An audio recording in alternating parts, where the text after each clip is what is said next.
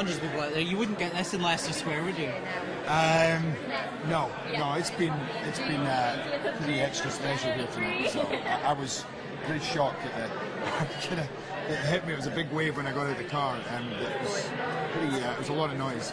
As a Glasgow boy or a Paisley boy, even, what does it mean to you to get this reaction here? Incredible. I've never. The last premiere I did here was for Dear Frankie, and that was actually in Edinburgh. So to be able to come home and do. Shut up! I'm doing an interview. To be able to come back to Glasgow, which is where I'm from, and to realise the excitement that's come about a premiere going on here, but about the film, and then to come back and see that amount of people outside and that excitement in the crowd. I mean, it's couldn't ask for more than that. This is still the city I remember roaming about as a little boy. Suddenly they're back, and even my buddies were in the crowd, and they're all looking at me. And some of them went through, I studied law with, or I went to high school with, and they've never seen this, so they're kind of looking, going, "What is this going on?" And it's nice. If you could go back and tell Gerard Butler, that student at Glasgow University, about what was going to happen to him in the future, what do you think he would have made of it back then? I would probably have run the other way. I'd be like, who is this crazy girl? Well, one, it'd be me, so I'd go, well, that's weird, this is how I'm going to look in 20 years' time. But I wouldn't have believed it. I wouldn't have believed a word of it, and would have thought that the person telling me this was off his rocker. This film, your character, Clyde, a good Glasgow reference there as well. A lot of people watch this film and not really know what to make of him. And that's a good thing. I think that sometimes you go along this formulaic route where you go, okay, well, this is where, this is the good guy and this is the bad guy. And I don't think we really have your typical definitions of what a hero is and what a villain is in this movie, because, despite the fact that my character does some pretty scary and horrific things, he's motivated in a way that we all would understand. His family are murdered, and he never asked for that. So you kind of back him to a certain extent, and some people keep going with that, and some people at a certain point cut off when he goes too far.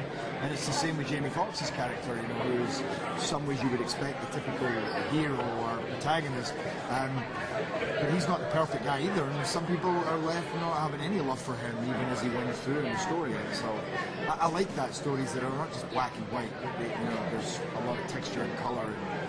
How different was the experience this time, because this is your film in more ways than just being in it? It was very intense. There was a lot of pressure trying to do both. And I was working on it for 2 years before we came to start filming, and it wasn't a problem-free movie, and that made it all the more delicious when we got through it and to see it all come together.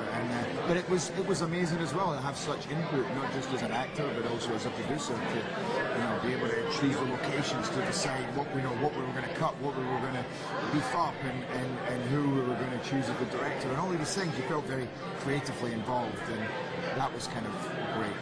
Was that your mum on the red carpet with you tonight? Yes. She's going to have some great stories to tell her friends for us, isn't she? Yeah, she already has a few, good and bad. But this is a very special night for her, and she has so many of her friends coming, as do my brother and my sister. Literally between them, they have 70 friends coming, and family as well. So it's a lot. Everyone in Glasgow is going to say they're your friend now after tonight. It's amazing. So, I saw you about a month ago eating a deep-fried Mars bar on American TV. That must have given you pride to take a iconic bit of Scotland to the Americans like that. Yeah, it was cool. It was on Bonnie Hunt, and it's so funny, whenever you celebrate something that's completely Scottish, or the Americans talk about something that's completely Scottish, you feel very proud, even though it was about a fried Mars bar, which is maybe not the healthiest thing. But I'd actually never had one before, so it was so tasty. In fact, I asked for a second one, and they'd made about 3, so I asked could I take the second one with me, and I ended up being so sick. But it was fun because the crowd loved it, and it's an interesting experience having a fried Mars bar. Okay, thanks for talking to us. Happy birthday.